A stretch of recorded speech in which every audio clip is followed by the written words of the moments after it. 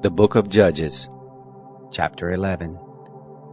Now Jephthah the Gileadite was a mighty man of valor, and he was the son of a prostitute, and Gilead became the father of Jephthah. Gilead's wife bore him sons, and when his wife's sons grew up, they drove out Jephthah and said to him, "You shall not inherit in our father's house, for you are the son of another woman." Then Jephthah fled from his brothers and lived in the land of Tob. And there were gathered vain fellows to Jephthah, and they went out with him. It happened after a while that the children of Ammon made war against Israel. It was so that when the children of Ammon made war against Israel, the elders of Gilead went to get Jephthah out of the land of Tob. And they said to Jephthah, "Come and be our chief, that we may fight with the children of Ammon." Jephthah said to the elders of Gilead, "Didn't you hate me, and drive me out of my father's house? And why are you come to me now when you are in distress?"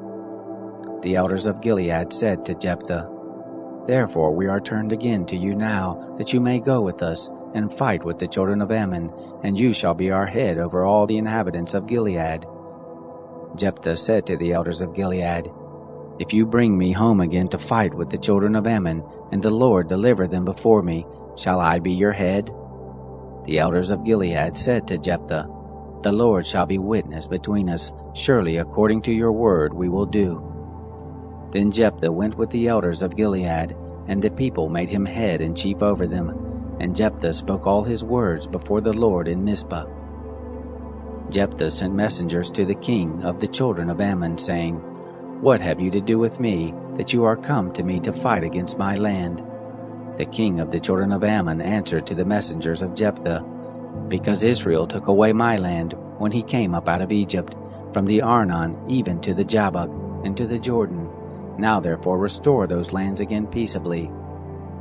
Jephthah sent messengers again to the king of the children of Ammon, and he said to him, "Thus says Jephthah, Israel didn't take away the land of Moab, nor the land of the children of Ammon, but when they came up from Egypt, and Israel went through the wilderness to the Red Sea, and came to Kadesh, then Israel sent messengers to the king of Edom, saying, 'Please let me pass through your land.'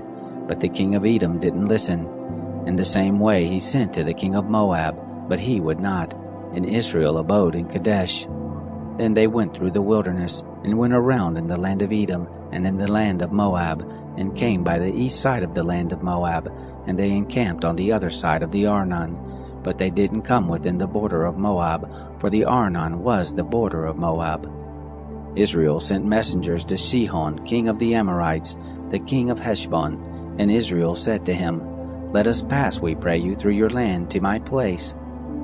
But Sihon didn't trust Israel to pass through his border. But Sihon gathered all his people together, and encamped in Jahaz, and fought against Israel. The Lord, the God of Israel, delivered Sihon and all his people into the hand of Israel, and they struck them. So Israel possessed all the land of the Amorites, the inhabitants of that country. They possessed all the border of the Amorites, from the Arnon even to the Jabbok, and from the wilderness even to the Jordan. So now the Lord, the God of Israel, has dispossessed the Amorites from before his people Israel, and should you possess them? Won't you possess that which Chemosh your God gives you to possess? So whoever the Lord our God has dispossessed from before us, them we will possess. Now are you anything better than Balak the son of Zippor, king of Moab? Did he ever strive against Israel, or did he ever fight against them? While Israel lived in Heshbon and its towns, and in Aroer and its towns, and all the cities that are along by the side of the Arnon, 300 years, why didn't you recover them within that time? I therefore have not sinned against you, but you do me wrong to war against me. The Lord, the judge, be judge this day between the children of Israel and the children of Ammon." However, the king of the children of Ammon didn't listen to the words of Jephthah which he sent him. Then the Spirit of the Lord came on Jephthah, and he passed over Gilead and Manasseh, and passed over Mizpah of Gilead, and from Mizpah of Gilead he passed over to the children of Ammon. Jephthah vowed a vow to the Lord, and said, "If you will indeed deliver the children of Ammon into my hand, then it shall be, that whatever comes forth from the doors of my house to meet me, when I return in peace from the children of Ammon, it shall be the Lord's, and I will offer it up for a burnt offering." So Jephthah passed over to the children of Ammon to fight against them, and the Lord delivered them into his hand. He struck them from Aroer until you come to Minnith, even 20 cities, and to Abel-cheramim, with a very great slaughter. So the children of Ammon were subdued before the children of Israel. Jephthah came to Mizpah his house, and behold, his daughter came out to meet him with tambourines and with dances, and she was his only child. Besides her he had neither son nor daughter. It happened when he saw her that he tore his clothes and said, Alas, my daughter, you have brought me very low, and you are one of those who trouble me, for I have opened my mouth to the Lord, and I can't go back. She said to him, My father, you have opened your mouth to the Lord.